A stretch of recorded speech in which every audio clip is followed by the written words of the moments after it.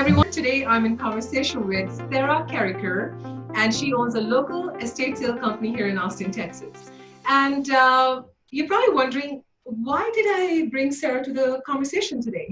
The reason I'm bringing Sarah to the conversation today is because one way or the other, through my 8 years of career, I have found people at crossroads when they are dealing with the personal property. Either they're upsizing or downsizing, or they have inherited property or from their family and they have emotional relationship with their personal property, and nobody just wants to throw it away. And we are not sure how all that personal property that we have acquired or gathered over time or enjoyed over time, how it fits in our next chapter of life. So we all want to respectfully. So we all want to respectfully hand over our belongings and have a good memory behind that they were taken care of, and somebody else is able to utilize it for their good. So for that reason and many more, I have brought Sarah to our conversation today. Today, we are going to get to know Sarah of how she went about building her business and her experience, and also she's going to help me as well understand and gain clarity around the estate sales services. The reason I say that is because I'm the first one to raise my hand and let you guys know I have also no idea of what is the overall extent, beginning and end of estate sales services. I've used them, but I feel like there's a lot more I can learn from our conversation today. So let's take it away with Sarah. Sarah, all right, welcome to our conversation today. Thank you so much for being here. Super thrilled. All right, so I love to know, how you went about building your business in Austin, Texas, and who is Sarah Carriker? Well, I'm an Austin girl. I've lived here for a long time, about 25 years, I guess, and worked for a long time in the nonprofit world, raising money for various causes around town, and I liked marketing and social media marketing and talking to people and connecting with people. But after you work in the nonprofit world for a long time, it can get a little tiresome sometimes because, sometimes it feels like the problems get to be too large. So I was trying to think. I turned 40, and then I turned 41, and I was trying to think of something else to do with my career. And came across this business concept of estate sales, and I was like, this might be perfect because estate sales give you a chance to work with people. You still get a feeling of helping people, being of service to someone, of helping them through a difficult time in their life. But it's also really fun, and there's a lot of variety. So you can go in people's houses and see what all they've collected over their lifetimes, and you get to learn histories of people and what makes them tick and what they like and what they don't like. And then, you transform their home into more of a store, kind of a retail setting, and let shoppers come in and buy stuff from this house. So it's just a lot of fun. Every week is different. Every sale is different. So I don't have to go to the same office every day and do the same thing every day. It's like every week is different, and really have a lot of fun getting to know people, both my clients and the shoppers who like to come collect stuff. So it seems like from your conversation, you really enjoy the variety of it. It's not the same mundane, same office setting, going and doing the same things. Instead, you're able to create offices with every new person you meet. And yeah, right? Like they're so. What caused you to get into, like, I know you shared something very pivoting. Well, shared a pivoting moment with me just now. You said you turned 40 and then you turned 41. So I can tell that you have given it some thought and you thought this through. So walk me through that journey, because I'm sure so many entrepreneurs can relate to that. How did you make that decision? Okay, this is it. I'm sure you were at crossroads too at some point. Yeah, I was definitely feeling at a crossroads, and kids are growing up, and I feel like it's important, for me to feel satisfied with what I'm doing with my life, and felt like I was looking for something that would give me a lot of independence, a lot of ability to do exactly the kind of work I wanted to do and not, be able to turn down work that I didn't want to do. I enjoy working with people, and I also enjoy vintagey kind of things. And when I was in college, I worked in retail. Mm-hmm. That was kind of how I helped put myself through college, was working at in a couple of different retail stores in San Marcos. I went to school at Texas State. I worked at the outlet mall. Oh, nice. And then after college too, when you're getting on your feet, I worked for the Texas state government for a little while, but also worked retail too because I need to make more money. So I enjoyed retail quite a bit, and liked, I don't know, I like selling stuff and I like talking to people. But the thing about retail is you have to work nights, weekends, and if you want to have your own store, then you need to be open all the time, and you need to be. And it's going back to not having variety that you value so much, like same office setting, same product. And so I heard you said you love vintage. How did you develop love for vintage? Well, I was looking a long time ago. Well, probably about 10 or 12 years ago, I was like, I need to change up my look a little bit. And I didn't have, I wanted new clothes, but I didn't want to do the same thing that I'd always done, which is go to Target and buy the clothes, or go to the mall and buy the same clothes that everybody else had. So I got interested in vintage clothing because they're really well-made clothes, and they're unique. Nobody else has anything that is 20 years old. Yeah. So I kind of got into vintagey clothes, and I thought, this is so great because they're affordable and you can style them up in a modern kind of a way, and also you can make it really your own. So I thought that was a lot of fun, and that can also go further, but beyond clothing, it can go into furniture and art and stuff. So so vintage to me is it's the key to making, having things around you that you really have chosen carefully. You haven't had to spend a lot of money on them because they're maybe sold at a vintage store or thrift store, and so they're really affordable, but they're also really neat. You can do whatever you want. You can alter the clothes, you can sew different buttons on them, you can style it up with a modern kind of a belt or something. So I got interested in I wanted to change up my look, and then that kind of it's sort of making our way through our house. The house is slower. So start with personal, when you were speaking about it and you talked about how you can change different buttons and you can put different colors, it seems like that by exploring the vintage world, it sparked your creativity, and it gave your, it seems like you enjoy uncertainty and new adventures. And it gave it at least a direction. You can be adventurous and creative at the same time and serve somebody's need. And so how did Blue Moon Estate Sale Company came about? When did you decide, okay, I have a company and we're offering services? Yeah, Blue Moon Estate Sales is a franchise.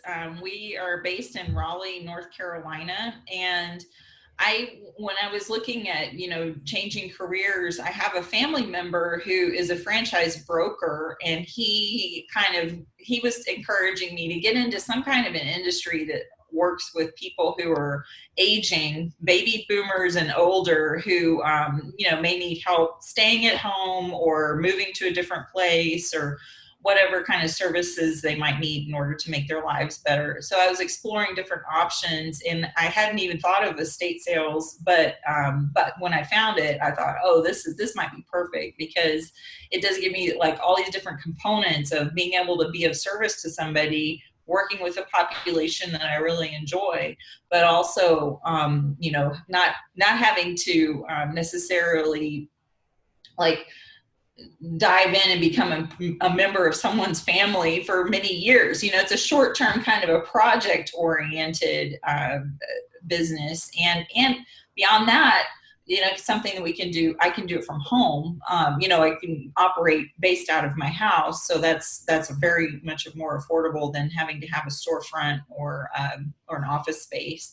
So it was just a good fit on many levels. And when I made the decision to go with Blue Moon, I flew out to Raleigh and spent 2 weeks there getting trained. It was back in I guess it was 2017 that I did that.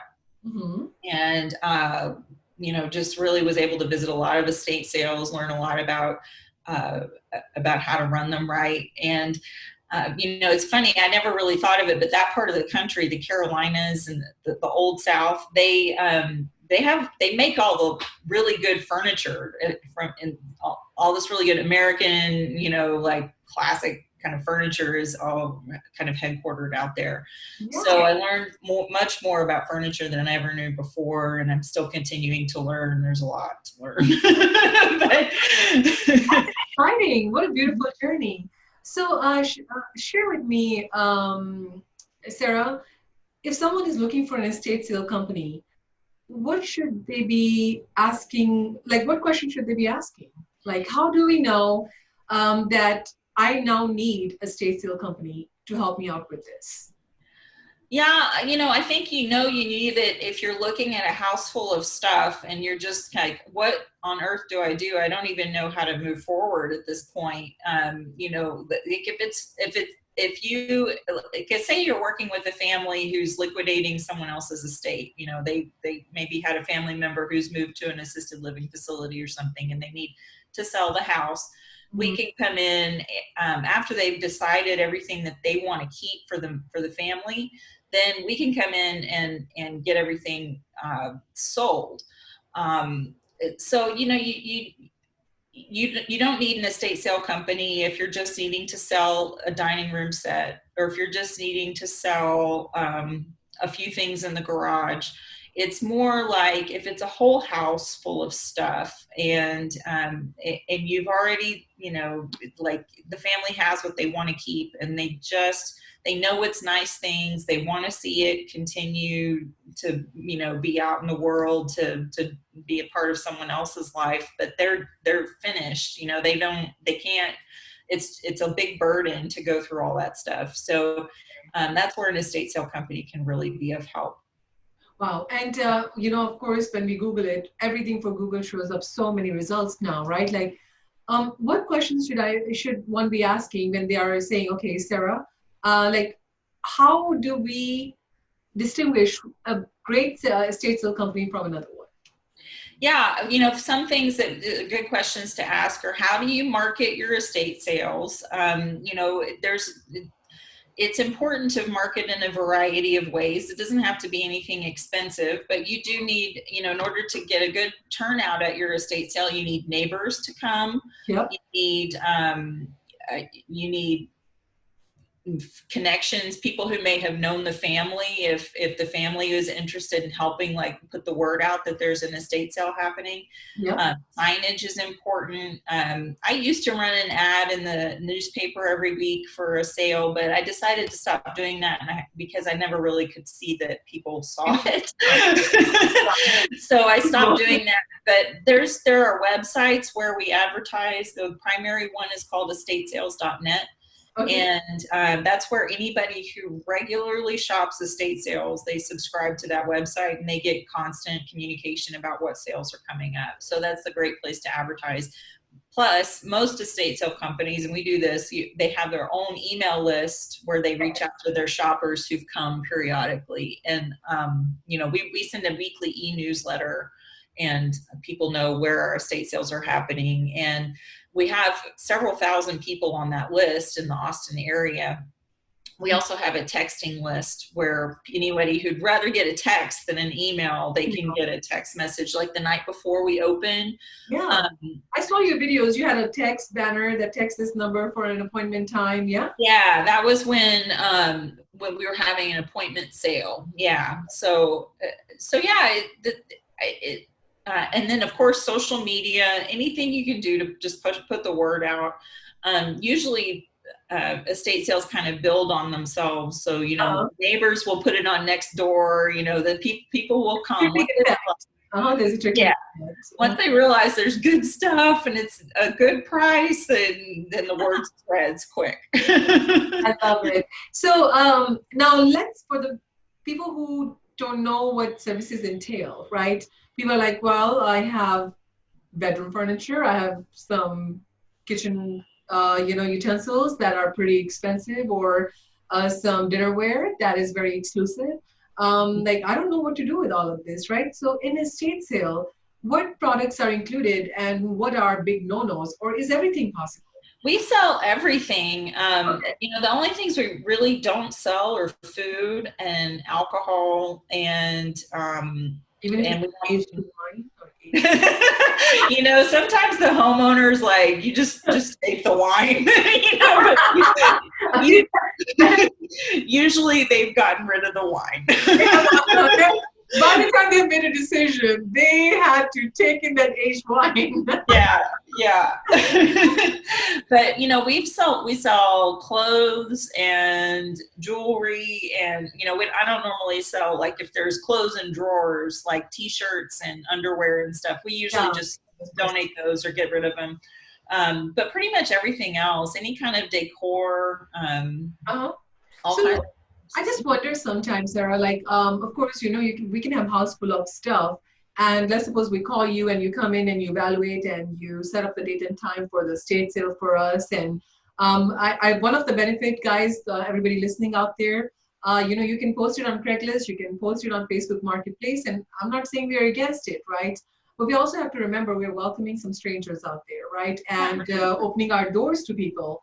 So, we might be thinking we're getting what's best out there, but having a professional who understands this market at a larger scale, they could actually truly know the value of something. So we might be thinking by doing it ourselves, we are keeping more in our pocket or we are succeeding at our goal, but we might be putting ourselves more at risk by opening our doors to stranger and not knowing what a value is truly, what an item is truly worth in today's market. Wouldn't you say so, Sarah? Like, what do you have to say on that? Yeah, I would say, when you're working with an estate sale company, one advantage we have is we can sell everything. Like I Yeah. can sell stuff out of my own house. I sold my kids' beds the other day, because they're ready to move up to bigger beds. So I can sell those, to a stranger on the internet. And it's, I kind of know the precautions to take at this point. Yeah. But and that would, you could sell big pieces of furniture, one or two things, but if you really want to sell everything, like the glassware and the dishes and the knickknacks and the tools in the garage, then an estate sale is really a great way to clear out a lot of that bulk. Yeah. And and then after the sale is over, and there are things left after the sale that haven't sold, but usually the homeowner is ready for the house to be empty, and they need to put it on the market or they need to close on the real estate contract or something. So they'll tell us, if you could, like, just get it empty. And what we do is we work with liquidators, who are people who buy in bulk and they purchase everything left over, and they'll take the stuff that probably wasn't super sellable in the first place, but they can at least pack it up and take it out so the house is left empty.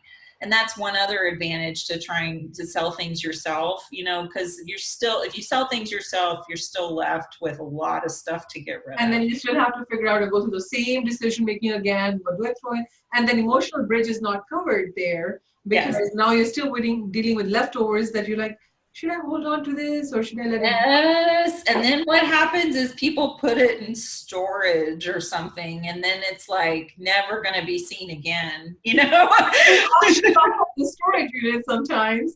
And you know what? Before we get to the storage unit, you need another bottle of wine to decide again.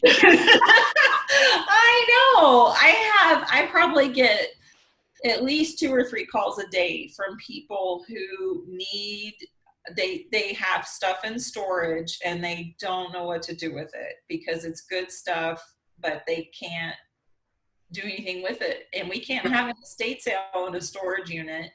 I think And there are. why is that? And why is that? You guys cannot have a estate sale and Well, stuff? there's no space. You have to set things up and be able to speak to the Oh, public and yeah, like and the have display internet there. service and have it be a nice experience for people. Oh yeah, So because the store unit might be hot too. They're not all climate oh yeah. controlled. Oh, And okay. a lot of times things that go in storage, people think they're nice when they put them there 10 years ago, and then, time. They might not have the same shine to it anymore. Yeah, Yes. yeah. And things have degraded or broken or so it's just not a great fit for us. I think there are some businesses that are able to help those folks, but Sarah, you have me thinking, like, of course, we all cannot deny the elephant in the room right now, COVID, right? yeah, yeah. Shutdowns, and the world has just changed, and I'm amazed how quickly people have adapted too, on the good note. And of course, there are struggles on the other side.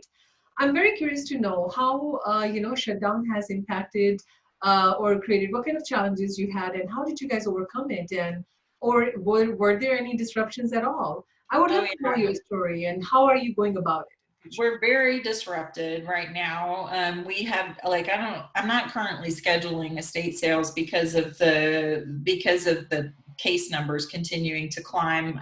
I don't feel it's super safe. The environment we need in order to have a successful estate sale, we need people. And the crowd mingling, yeah, right? Yeah, the crowd helps to drive a sense of urgency about the sale. It helps people buy things quickly. There are some workarounds, like you mentioned. We did an appointment sale back in June. That worked well for that family and was a great sale. But since the case numbers just continue to climb, we're going to wait a little bit until Austin gets to a little bit more manageable phase. I think we're about to go to phase 5 or, stage 5 restrictions.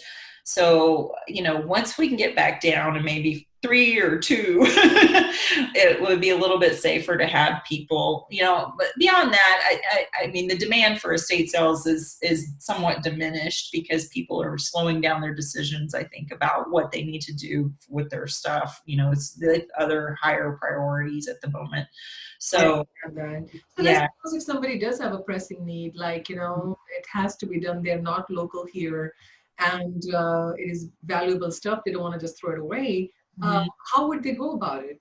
Well, some folks, if it's small things like jewelry or sterling silver flatware, or any kind of sterling silver, really, we can put those things on consignment and sell them at a future sale if it's not an emergency.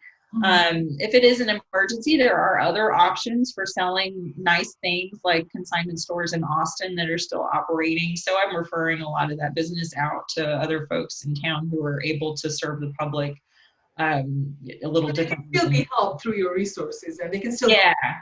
Okay. Yeah. And I've even continued to go see people. I've had a few folks call me and they're just like, can you please just come over? I know. Tell me what to do. I will leave my house. So I put my mask on and I go over there and I just try to help, because I can understand if you're in a bind, you got to figure this stuff out. So we had houses to sell. So what I was trying to tell you was the sellers were like, you know what? I will leave my house for 2 weeks so it's vacant. Just show, because if they have to move, we gotta do whatever it takes. And I can imagine people who have to sell their stuff, they could be like, okay, I'm leaving for 2 weeks. House is empty. Make it happen. By appointment, by video call. If it's just regular household stuff that maybe there's not a lot of value, maybe they just really need the stuff cleared out so that they can sell the house, because there of course is a lot more value in the house than in the stuff necessarily. Then I can refer out. There's different charities who can come pick things up. Yeah. I can also send people straight to a liquidator if needed. Somebody who could conceivably buy out the entire contents of the property so that it's empty. Yeah. I really am ready for COVID to be over, though. I'm ready to get back to it. I feel like I cannot even breathe in my appointment. We literally have masks on, and I'm tilting my mask to talk. I know. Breathe. I know. It's really hard to have real conversations. And I was at the grocery store the other day, and the girl at the cashier was bagging and one was ringing, right? And they could not hear each other. They asked us questions. We all are like, okay, hold on, let me speak it loudly because it's muffled. And my mask business is pretty good. But unfortunately, we don't like, estate sale masks or houses, right? So, Yeah. Sarah, what if you had a telepathic power, right? Like a lot of people, you probably see people make decisions and make, I could have just helped them, or they could have been easily helped. They went about it the hard way. And I honestly have learned through my, I meet like 200 families a year minimum on an average, right? Yeah. And I've seen like sometimes if you just don't know, you just don't know. People Yeah. honestly are doing the best they can from what they perceive and what they know. And sometimes I feel like it is a responsibility of people who is good at their craft that they let enough people know about them, so at a weak moment somebody doesn't end up with a weak person, right? So if you had a telepathic power to implant a thought or information in everybody's mind about estate sale, what would that be? Like, what do you think people are most unaware of, or most unknowingly making decisions on that they shouldn't do that, I would say that many people, especially when they're trying to help a family member or, work with an estate that a family member has maybe passed away and they need to dispense the contents of the house, they feel so responsible for the things that are in there and for every single item. I've seen some families take years to finish going through a house to make those decisions. I've seen some executors of wills come in from out of town and live in Austin for a couple of months while they consume their lives with going through someone's stuff. And for me, because of the volume of stuff in every house and you do multiple sales, it is just stuff. So you have to remember not to get bogged down. And I think people do a lot of the work that estate sale companies could do. Like that's what you're paying the estate sale company to do, is to help you, like just I wish people would, instead of saying, let me go through every item in every drawer, I wish they would say, let me just pull out what we want to keep and just leave the rest. And then an estate sale company can come in and throw out the trash and get those junk drawers emptied out and, not feel like they need to touch every single thing. So you're so, oh my God, I can so relate to what you just said. I don't even know where I read this, but I was reading some articles or some videos on organization, right? Every time I organize my closet, quite frankly, Sarah, until a few years ago, I would be like, I cleaned it up, but I feel like I organized the trash. Yeah. But then I don't know, still the source, I have to really go back. I learned that take everything out and now start putting back what you really need. Yeah. In your case, you're saying that if you're dealing with a lot of personal property, you don't know what to do, just grab what you need and let a estate company handle the rest, and don't get consumed and overwhelmed with having to decide, because that's exhausting. And I have dealt with families who, when people have often told me that they have gone through it, I normally ask them, I said, if you had to do it all over again, would you do it? And they always say no. Yeah, it's too much of a burden. And that would make me think that they should be aware that, so this is the key word, guys. Sarah just said it. If you're dealing with personal property that you don't know what to do with, grab what you need and like and cherish. What gives you joy, right?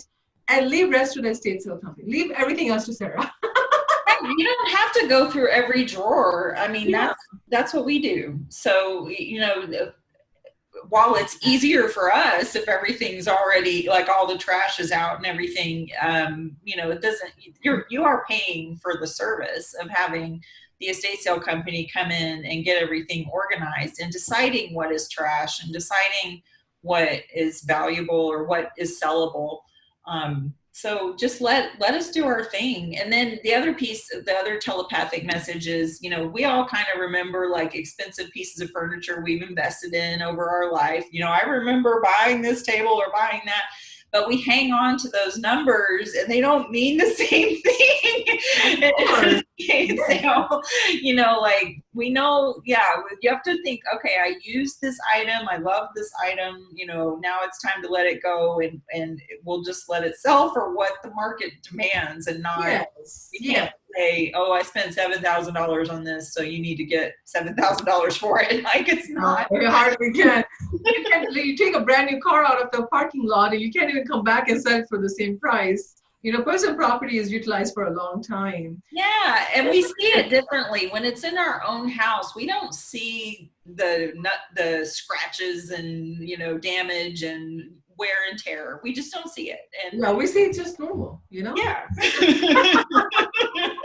So we just polish over it. Look, it shines. I would say just, you know, it makes all the difference when people just trust us to do a good job, and then we do the best work. We, you know, that's how we operate best, is if we're, you know, just empowered to use our judgment and make those decisions.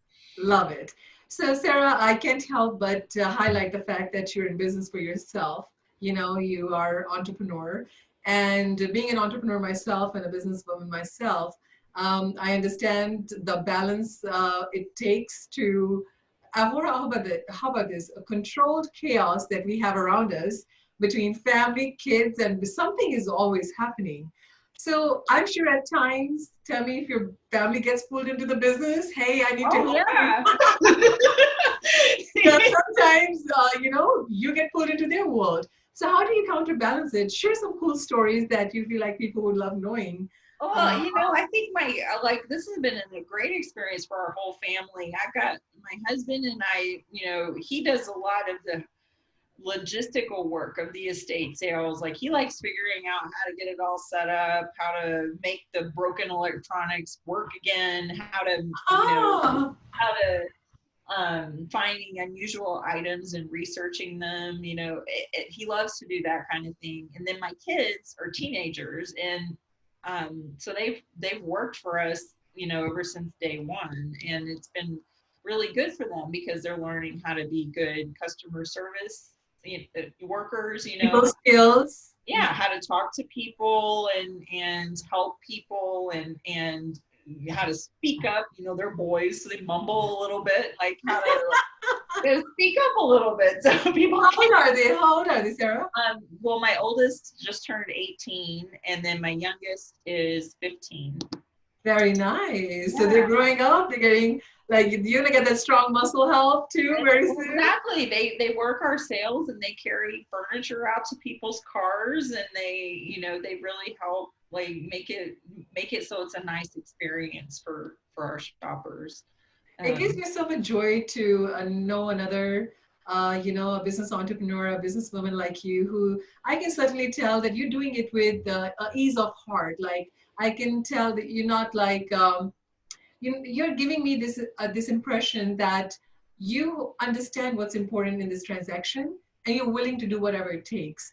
And I think that has effortlessly bound your family together into, and I can tell that you guys are sharing something outside just normal livelihood that we do every day to build memories. And I can tell you just telling your kiddos to, hey, you know, speak up with a louder voice, project your voice. That alone can serve them in job interviews, in their own businesses tomorrow, in their communication.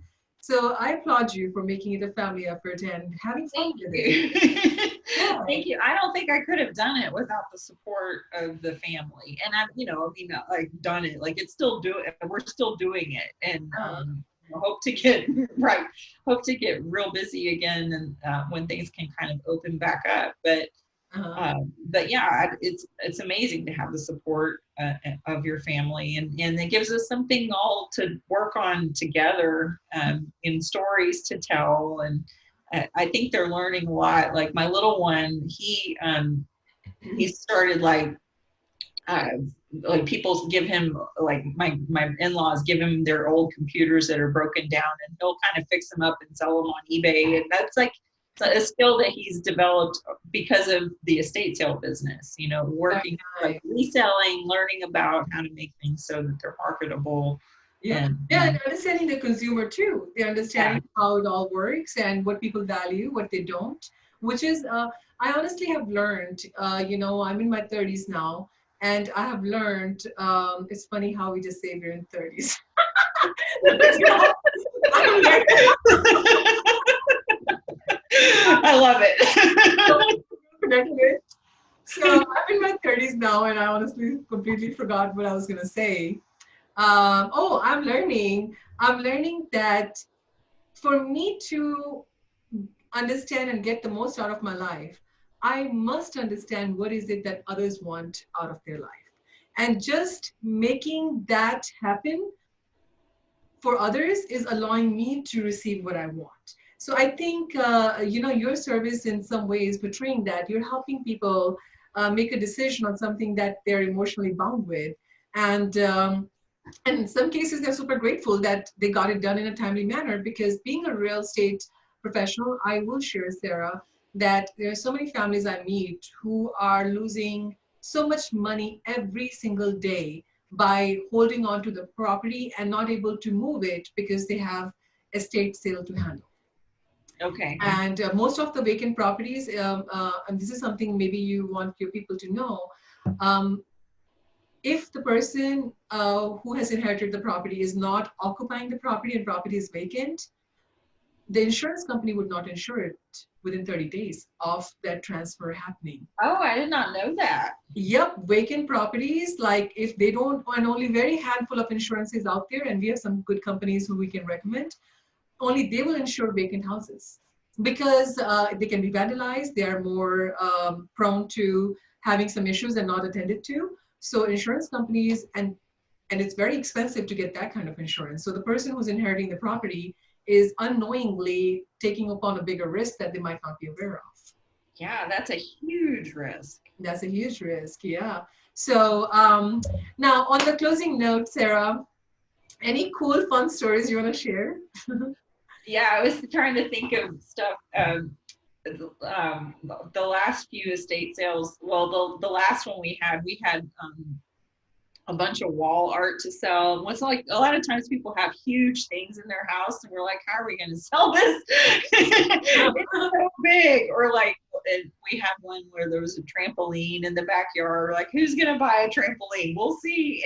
And then, or like, I don't know, big pieces of furniture, and we think, I don't know how we're going to get it sold, but sure enough, like the energy of the estate sale, like things get down to the wire, the house starts emptying out. I think there's something about the psychology of seeing like, oh, there's this one thing on this counter, I guess I'll buy it. Because I got to buy it. It's gone. Like people have this, I work with people who go to estate sales and they have already understood they're getting a deal. That alone is like an open wallet strategy. Like, okay, I've opened my wallet because I understand everything I'm buying is going to be reduced value. So the ease is there. Yeah. So you saw trampoline? And then so there's this gigantic elephant painting, like as big as this room, like this great big elephant painting. And we're like, who's going to buy it? And finally, it gets down to the wire towards the end of the sale, and this man buys it. And we're like, okay, how are you going to get it home? He loads it up. He has a convertible, and he lived close by, thankfully. So he like hoisted it on top of his convertible and like held it in place while he drove like a mile away. We took a picture. Oh my God, he told when he was driving. Oh my God. Yeah. Yeah, and then for the trampoline, he should have put the post on that we sell everything for everything. Every little thing. And then like the trampoline, my kid, I'm like, what are you guys doing with the trampoline? Like I saw my kids like carrying it around to the front of the house, and they pick it up, and the man who's bought it tells them to put it on top of his car. Like the whole thing, they didn't take it apart. They just hoisted it on top of the car, and he drives like not very far. And then the private roads. Yeah. Next time I'm going to see people having hoisting things over their car, I'm going to say, hey, did you go to Sarah's estate sale? You're actually right. I mean, it's amazing what people will make happen if you just get out of their way. Oh my God. You know what? You said something very miraculous there. People will do amazing things if you just get out of their way. Oh my gosh, Sarah, what a pleasure meeting and getting to know you today. And I can't wait to hopefully see your family soon. And with COVID happening, it is my prayer and my wish that we all get to open up. And of course, when it's emergency, you will be hearing from us. And I thank you so much for sharing and opening up. And love it. And I look forward to many more stories with you. Thank you, Rosie. It was so lovely to meet you and get to know you too. Thank you. Thank you so much. All right. Thank you, guys. Thank you for watching. Let us know. Sarah's information would be in our newsletter down below. And if you have any questions, you want to just have a consultation or just want to know more about it, just give her a call and we'll be happy to help. Thank you and have a wonderful day. Bye-bye.